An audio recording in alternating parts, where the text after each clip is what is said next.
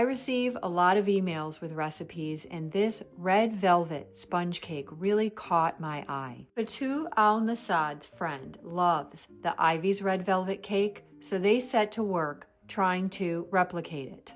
The recipe also includes a sugar syrup for soaking the sponge and a cream cheese buttercream for filling and covering the cake. The buttercream is very unusual as it includes a very low percentage of 10x or powdered sugar. I like this idea because I find most cream cheese icings to be very, very sweet, too sweet.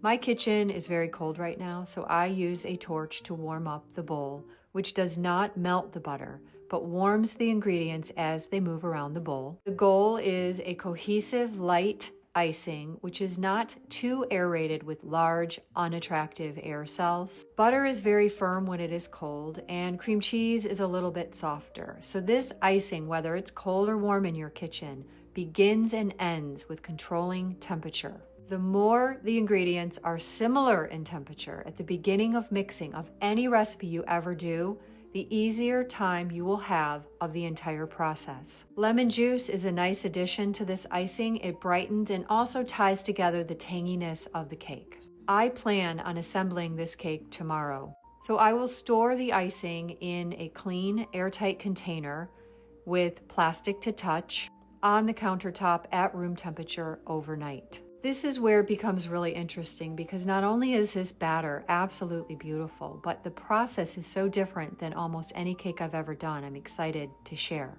Pan prep is simple, and I always cut parchment into squares because it's easy, and the parchment does not need to go all the way to the edges to do its job. The eggs have been allowed to come to room temperature, but because my kitchen is cold, I notice with my hand, one of the best tools that we possess, that the bowl has become cold during mixing.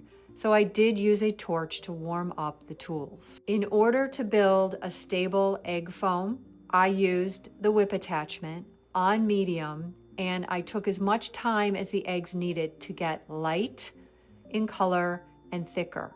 Once the eggs are at a nice thickness, I turned down the machine to low and slowly drizzled in a neutral flavored grapeseed oil. It's a very high percentage, which means in order to maintain a good emulsion, you are going to have to be patient and go very, very slow. Just when I thought the batter couldn't hold anymore, I added the whole fat Greek yogurt. In order to make the batter receive more ingredients, I stop often and scrape both the tools and the bowl.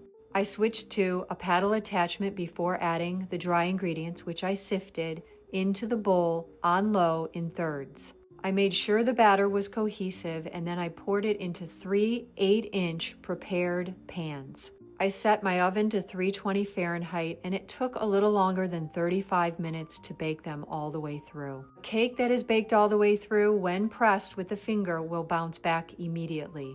After approximately 10 minutes of cooling time, I flipped the cakes out and let them cool all the way, at which point I immediately covered them twice in plastic wrap.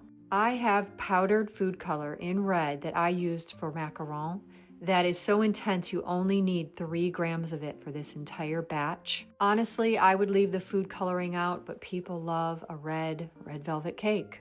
When I cut into a cake, I think of the overall effect. The cake is a bright red, the frosting is white, and the sugar petals are sort of a muddy pink. So in order to bring the colors together, I added 2 new colors to the petals, a bright orange and bright pink. So tomorrow I am going to torte this cake, add the syrup, fill it, crumb coat it, ice it, and decorate it with these wonderful sugar petals. I've spent a bit of time with this heirloom recipe now, and I cannot wait to cut into it and report back on the taste and texture tomorrow. Stay tuned.